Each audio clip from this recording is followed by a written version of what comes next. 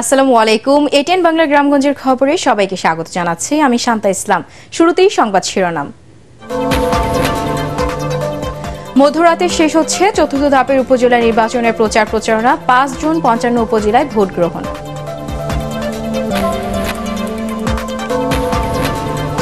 Banking ব্যবস্থার উপর নির্ভরশীলতা কমিয়ে টেকসই পুঁজিবাজার গড়ে তোলার তাগিদ বিশেষজ্ঞদের। বিনিয়োগকারীদের আস্থা ফেরাতে দ্বৈত কর প্রত্যাহার ও প্রণোদনার দাবি। এবং কক্সবাজার সমুদ্র সৈকতে চলছে অনুমোদনহীন ও ঝুঁকিপূর্ণ প্যারাসেইলিং বাণিজ্য। দুর্ঘটনা ঘটলেও কোনো পদক্ষেপ নিচ্ছে না প্রশাসন। শুনছিলেন সংবাদ শিরোনাম, এবারে জানিয়ে দিব বিস্তারিত সংবাদ। মধ্যরাতে শেষ হচ্ছে চতুর্থ দফা উপজেলা নির্বাচনের প্রচার প্রচারণা। ৫ জুন ৫৫ উপজেলায় নির্বাচন। সিরাজগঞ্জের ২ উপজেলায় নির্বাচনকে কেন্দ্র করে ঘটছে একের পর এক সহিংসতা। অন্যদিকে কিশোরগঞ্জের বাজিতপুর উপজেলায় নির্বাচন ঘিরে বাড়ছে উত্তেজনা। একই অবস্থা বরিশালের ৩ উপজেলাতেও। প্রতিনিধিদের তথ্যচিত্র নিয়ে মিজান শাহজাহানের রিপোর্ট। ৫ জুন সিরাজগঞ্জের রায়গঞ্জ ও কামারখন্দ উপজেলা পরিষদ নির্বাচন। অভিযোগ উঠেছে স্থানীয় সংসদ সদস্যদের মদদে তাদের ঘনিষ্ঠ প্রার্থীদের নির্বাচনে প্রভাব বিস্তারের। বিভিন্ন নেতাকর্মীকে দলীয়ভাবে তারা বাধাগ্রস্ত করার চেষ্টা করছে, পোস্টের ভয় দেখিয়ে। কোন প্রার্থীর কর্মীরা নেতাকর্মীরা বক্তব্য দিচ্ছেন যে 2 দিন আগে এমন পরিবেশ তৈরি হবে যে ঘোরার পক্ষের জনগণ ভোট কেন্দ্রে যেতে পারবে না। বিভিন্ন ধরনের খারাপ কথা বলছেন, এমনকি আমার যারা মিছিলে মিটিং করছেন তাদেরকে মারধর করছেন। তবে জেলা নির্বাচন কর্মকর্তার দাবি, সবাই সমানভাবে প্রচারণা চালিয়ে যাচ্ছেন। ইভিএম পদ্ধতিতে আমরা আশা করি এখানে জনগণ স্বতঃস্ফূর্তভাবে ভোট দিবেন। এখানে সকল প্রার্থী সমানভাবে প্রচারণা চালাচ্ছে। এদিকে কিশোরগঞ্জের বাজিতপুর, কুলিয়ারচর ও ভৈরবে নির্বাচন ঘিরে উৎসাহ উদ্দীপনা দেখা যাচ্ছে ভোটারদের মাঝে। 3 উপজেলার মধ্যে বাজিতপুরে নির্বাচনকে ঘিরে রয়েছে টানটান উত্তেজনা। একটি সুষ্ঠু নির্বাচনের মাধ্যমে জনগণের মধ্যে আস্থা ফিরিয়ে আনা সরকারের দায়িত্ব। বরিশাল জেলার 3 উপজেলা বাবুগঞ্জ, উজিরপুর ও বানারীপাড়ায় ভোট নিয়ে খুব একটা আগ্রহ নেই ভোটারদের। রয়েছে প্রার্থীদের পাল্টাপাল্টি অভিযোগ।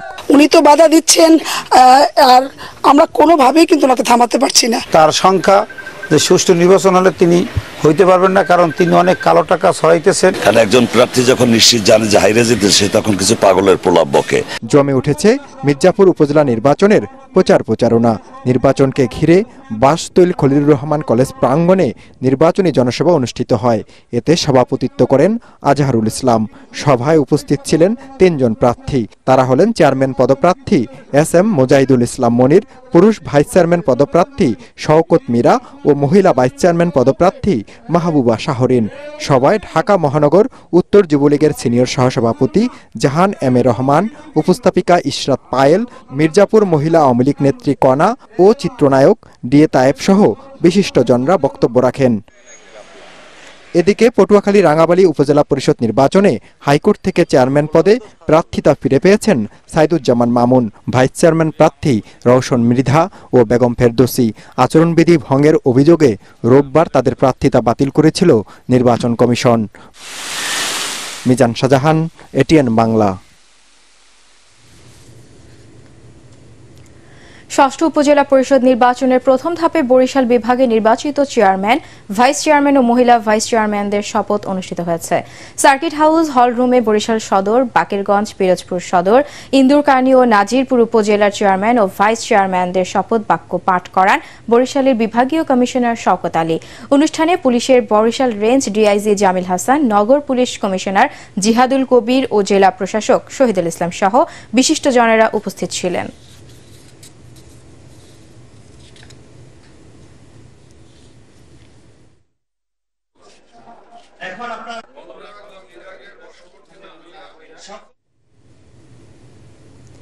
ব্যাংকিং ব্যবস্থার উপর নির্ভরশীলতা কমিয়ে টেকসই ও শক্তিশালী পুঁজিবাজার গড়ে তোলার তাগিদ দিয়েছেন বিশেষজ্ঞরা। সেই সাথে বিনিয়োগকারীদের পুঁজিবাজারে আস্থা ফেরাতে দ্বৈত কর প্রত্যাহার ও প্রণোদনা দেওয়ার দাবি জানান তারা। চট্টগ্রাম স্টক এক্সচেঞ্জের উদ্যোগে প্রাক বাজেট আলোচনায় এসব অভিমত দেন পুঁজিবাজার সংশ্লিষ্টরা। চট্টগ্রাম থেকে আরো জানাচ্ছেন সৈয়দ তামিম মাহমুদ। সমন্বিত ব্যবস্থা। দেশের বাজেট প্রণয়নের আগে প্রতি বছরই স্টক এক্সচেঞ্জগুলোর পক্ষ থেকে বিনিয়োগ বাড়াতে নানা ধরনের আলোচনা আর উদ্যোগ নিতে দেখা গেলেও শেষ পর্যন্ত আশ্বাস আর প্রস্তাবনাতেই আটকে থাকে বিনিয়োগকারীদের ভাগ্য। এবারও নেই এর ব্যতিক্রম চিত্র। এতে হতাশ বিনিয়োগকারীরা। ক্যাপিটাল মার্কেট রিলেটেড কোনো সুনির্দিষ্ট স্ট্র্যাটেজি বাজেট কাঠামোর মধ্যে থাকে না। এই জায়গায় আমরা গুরুত্ব দিতে চাচ্ছি যাতে করে বাজেট কাঠামোর মধ্যে কৌশল নির্ধারণ করা হয়, যে কৌশলের মাধ্যমে ক্যাপিটাল মার্কেটের কোয়ালিটেটিভ এক্সপানশন নিশ্চিত করা যাবে। এদিকে চট্টগ্রাম স্টক এক্সচেঞ্জের পক্ষ থেকে প্রাক বাজেট আলোচনায় বিনিয়োগকারীদের আস্থা ফেরাতে দ্বৈত কর প্রত্যাহারের পাশাপাশি প্রণোদনা দেওয়ার দাবিও জানানো হয়। মিউচুয়াল ফান্ডগুলোর প্রফিটকে শুধু করমুক্ত করলে হবে না, মিউচুয়াল ফান্ডের উপর যাতে ব্যক্তি শ্রেণীর বিনিয়োগকারীদের আগ্রহ বাড়ে সেরকম প্রণোদনাও কাঠামোর মধ্যে থাকা দরকার। ব্যাংক কখনোই দীর্ঘমেয়াদী অর্থায়নের জায়গা হতে পারে না উল্লেখ করে সিএসই চেয়ারম্যান বলেন, মানি মার্কেটের উপর থেকে নির্ভরতা কমিয়ে পুঁজিবাজারের উপর জোর দিতে হবে। কনসেপচুয়ালি কিন্তু ব্যাংক কখনোই দীর্ঘমেয়াদী অর্থায়নের জায়গা হতে পারে না। দীর্ঘমেয়াদী অর্থায়নের একমাত্র উৎস পুঁজিবাজার, এছাড়া আমাদের কোনো গতি নেই। পুঁজিবাজারকে আরো শক্তিশালী বিনিয়োগ বান্ধব করার পাশাপাশি কৌশলগত যে ভুলগুলো আছে তা খুঁজে বের করতে এরই মধ্যে security exchange commission, Bangladesh bank, অর্থ মন্ত্রণালয়, ঢাকা ও চট্টগ্রাম স্টক এক্সচেঞ্জকে সাথে নিয়ে একটি সমন্বয় কমিটি গঠন করা হচ্ছে। ফলে দ্রুত এই বাজার ঘুরে দাঁড়াবে বলে আশা করছেন এর সাথে জড়িতরা। সৈয়দ তামিম মাহমুদ, এটিএন বাংলা, চট্টগ্রাম। ভারী বৃষ্টি এবং উজান থেকে নেমে আসা ঢলের পানিতে সিলেট নগরীর নিচু এলাকা প্লাবিত হয়েছে। সকাল 6টা থেকে 9টা পর্যন্ত 28 মিলিমিটার এবং 9টা থেকে 12টা পর্যন্ত 19 মিলিমিটার বৃষ্টিপাত রেকর্ড করেছে আবহাওয়া বিভাগ। এ সময় প্লাবিত হয়েছে নগরীর অভিজাত এলাকা, উপশহর, মেন্দিবাগ, তালতলা, জামতলা, তেরোর রতন, যতপুর সহ অনেক এলাকা। ডুবে গেছে এসব এলাকার বাসা বাড়ি সহ রাস্তাঘাট। এতে দুর্ভোগে পড়েছেন অসংখ্য মানুষ।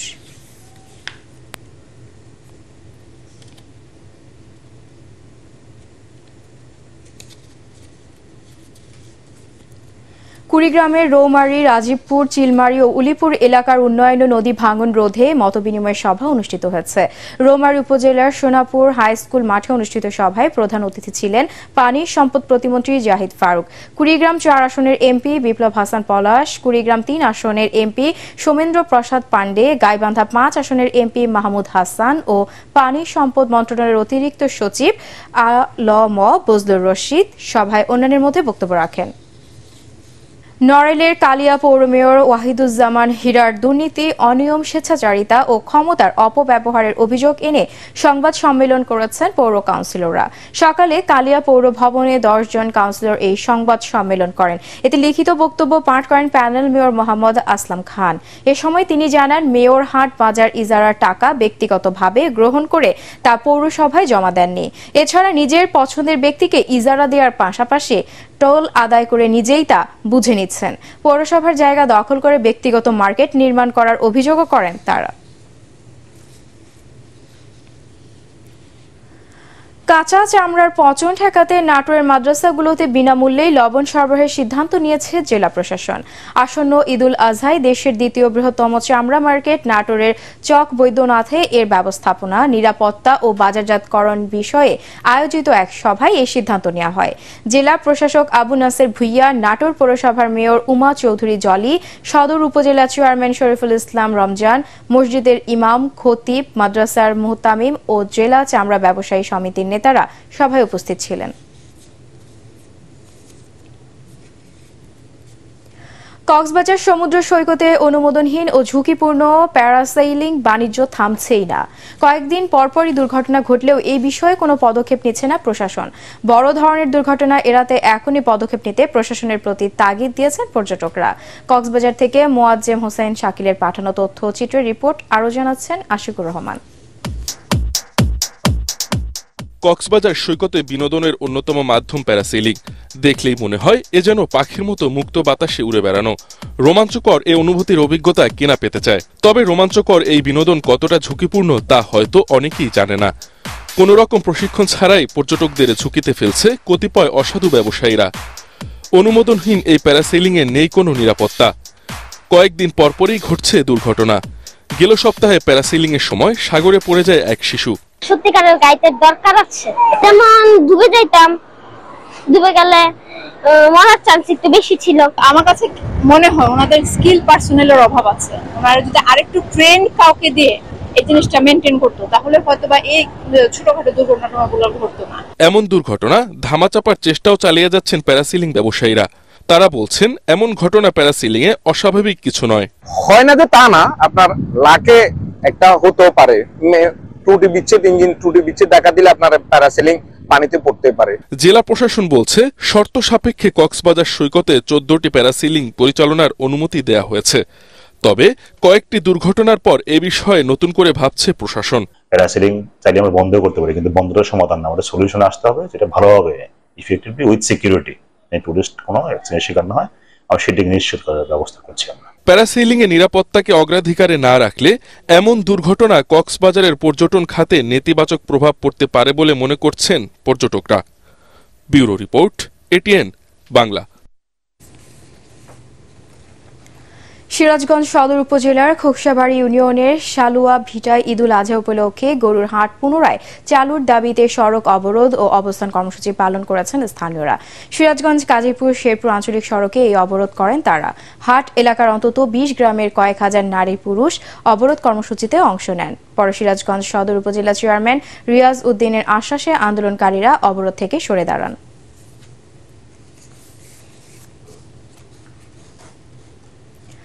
রাঙ্গামাটির কাপ্তাইয়ের পাহাড়ি জমিতে কাজু বাদাম চাষে ব্যাপক সফলতা পেয়েছেন কৃষকরা।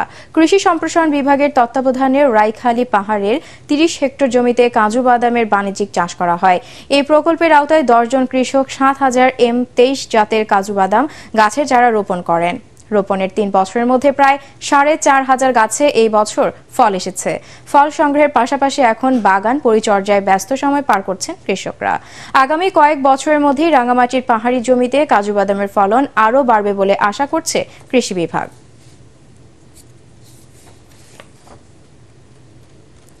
মাশরুম চাষ সম্প্রসারণের মাধ্যমে পুষ্টি উন্নয়ন ও দারিদ্র্য হ্রাসকরণ প্রকল্পের আওতায় চুয়াডাঙ্গায় মাঠ দিবস অনুষ্ঠিত হয়েছে। জেলার ইব্রাহিমপুর মেহেরুন্নেসা পার্কে এই অনুষ্ঠানের আয়োজন করা হয়। অনুষ্ঠানে প্রধান অতিথি ছিলেন কৃষি সম্প্রসারণ অধিদপ্তরের সাবেক মহাপরিচালক কৃষিবিদ হামিদুর রহমান।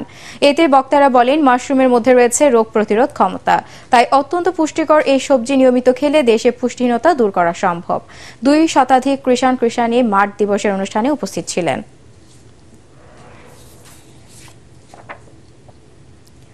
নওগাঁয় উদ্যোক্তাদের নিয়ে শুরু হয়েছে উৎপাদনশীলতা বৃদ্ধির কৌশল বিষয়ক 5 দিনব্যাপী প্রশিক্ষণ কর্মশালা। সকালে শিল্প মন্ত্রণালয়ের ন্যাশনাল প্রোডাক্টিভিটি অর্গানাইজেশন NPO এর উদ্যোগে শহরের একটি হোটেলেই প্রশিক্ষণ শুরু হয়। এতে প্রধান অতিথি ছিলেন শিল্প মন্ত্রণালয়ের NPO এর গবেষণা কর্মকর্তা ফাতেমা বেগম। 90 জন নারী পুরুষ উদ্যোক্তা এই প্রশিক্ষণে অংশ নিচ্ছেন।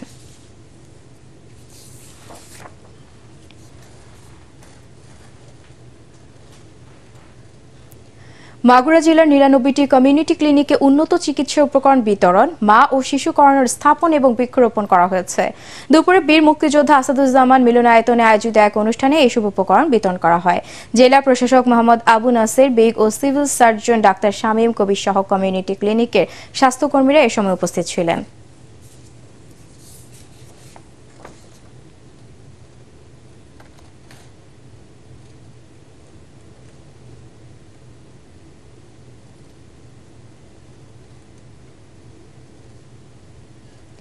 রংপুরের মিঠাপুকুর উপজেলার জালালপুর গ্রামের কাফরিখাল বিল প্রকৃত মৎস্যজীবীদের ইজারা দেওয়ার দাবিতে মানববন্ধন করেছে ওই এলাকার জনগণ। সকালে বিল পাড়ে এই মানববন্ধনের আয়োজন করা হয়। মানববন্ধন চলাকালে বক্তারা বলেন, এলাকার প্রায় 200 পরিবারের জীবন জীবিকার একমাত্র উৎস এই কাফরিখাল বিল। দীর্ঘদিন যাবৎ সেখানে মাছ চাষ করে পরিবার পরিজন নিয়ে জীবিকা নির্বাহ করে আসছে তারা, কিন্তু বর্তমানে একটি প্রভাবশালী চক্র বিলটি দখলে মরিয়া হয়ে উঠেছে।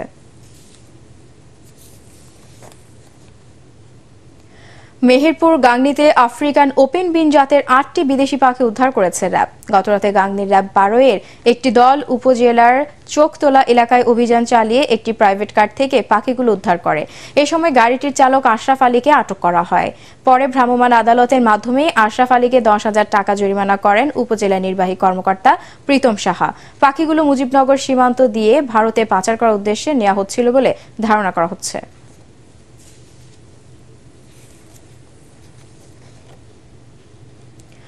ঘূর্ণিঝড় রিমালে ক্ষতিগ্রস্ত খুলনার পাইগাছা ও কয়রার মানুষের জন্য জরুরি ত্রাণ ও মানবিক সহায়তা দিয়েছে কেন্দ্রীয় আওয়ামী লীগের ত্রাণ ও সমাজ কল্যাণ উপকমিটি। গতকাল পাইগাছা উপজেলার দেলুটি, বড়ইখালী, শান্তাবাজার এবং কয়রা উপজেলার দুর্গত এলাকায় এই ত্রাণ সামগ্রী বিতরণ করা হয়।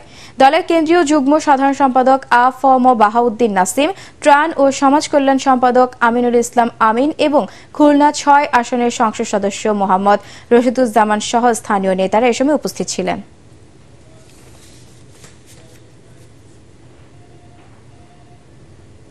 পরবর্তী সংবাদ দেখার আমন্ত্রণ জানিয়ে এখনকার মতো শেষ করছি গ্রামগঞ্জের খবর।